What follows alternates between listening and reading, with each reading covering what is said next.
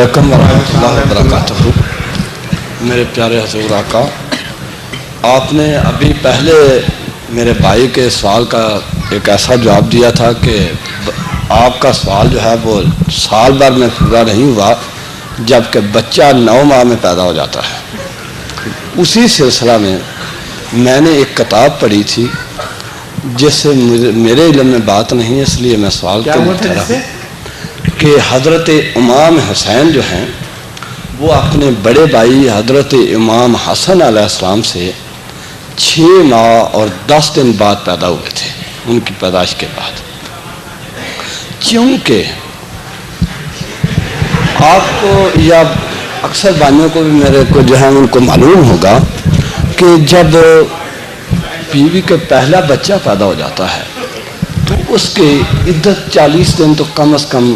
ہوتی ہے، اور ان کی پیدائش صرف اس کا نتیجہ کیا نکلتا ہے؟ اس کا 40 دن میں آپ کی بات سمجھ گیا ہوں، تو آپ بڑی دیر سے مجھے ملا ہوا ہے۔ میں آپ کو یہ توجہ دلانا چاہتا ہوں کہ آپ جو دلیل دے رہے ہیں اس کا نتیجہ یہ نکلتا ہے کہ جو روایت آپ تک پہنچی ہے غلط ہے۔ ٹھیک ہے، اس کے سوا کوئی نتیجہ نہیں نکلتا۔ ٹھیک ہے، یہی میں بھی سوچتا اپنے دماغ سے تھا، کیونکہ 6 مہینے لیکن حضور سے اس لیے کہ میں سے پہلے اگر بچہ ہو، کیونکہ وہ مدت اگر 6 مہینے 10 دن بعد پیدا ہوئے تو جو جب حمل بنا ہے وہ اس سے بھی پہلے کا واقعہ ہے، لازمن تو ایسے بھی یعنی مطلب یہ ہے کہ کچھ انتظار کیا ہوگا پہلے بچے کے بعد تو وہ بھی کٹ جائے گا نا زمانہ اس میں سے، تو ایسا بچہ تو زندہ ہی نہیں رہ سکتا۔ جو ششماہی بچہ ہے وہ تو رہ جاتا ہے، مگر 5 ماہ کا یا 4.5 ماہ کا بچہ نہیں زندہ رہتا۔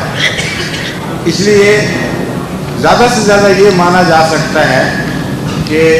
پوری 9 مہینے کی مدت سے پہلے آپ پیدا ہو گئے تھے، جس طرح بعض بچے پہلے پیدا ہو جاتے ہیں،